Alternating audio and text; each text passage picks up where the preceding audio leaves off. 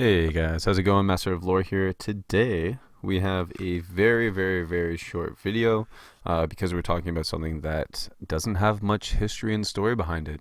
We're diving right back into Middle Earth, of course, because I'm not going to say it, but you already know. And yeah, so in Middle Earth we had the hobbits, but there's always multiple, not variations, I guess, but species of sect species, as weird as that sounds. So with the elves, you have the Sindar, the Sylvan, the Eldar, and there's a few others. With the dwarves, I believe there's only one kind of dwarf.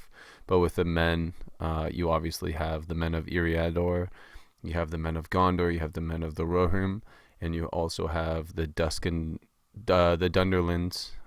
You also have the Bornings.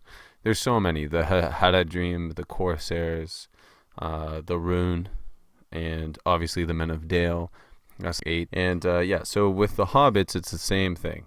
So you have the hobbits, and what we're going to be talking about today is the Harfoot. So the Harfoot, the most numerous and typical of the hobbits, were those who were named the Harfoot. They were the smallest of the halfling, and their skin and hair were nut brown. So yeah, so these kind of hobbits were actually smaller than the hobbits that we saw. So hobbits are usually the size of half of a man. From writings of Tolkien, the Harfoot were half of a hobbit. So you could imagine how small they really were. The Harfoot were the first of the hobbit people to leave the Vales of Anduin and cross the Misty Mountains into Eriador. This migration was in the year 1050 of the Third Age.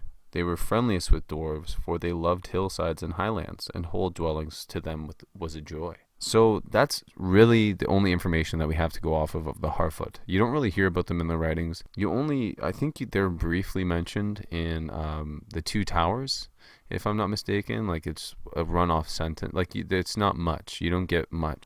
So that's really all we have to go off of. Really interesting things to note here, though, is the fact that they were half the size of a hobbit, and the fact that they were actually the first of the Hobbit series to enter the Eriador, which is, of course, the realms of men that live between the dwarves and the elves of Rivendell. And yeah, so it's quite interesting. I mean, this was just really short video. I figured I'd tell you guys about another subspecies of Middle Earth, because why not? Hopefully you guys enjoyed the video. Please like and subscribe. And if there's anything you guys want to hear from me, let me know in those comments below. Take care, and you guys have a good one.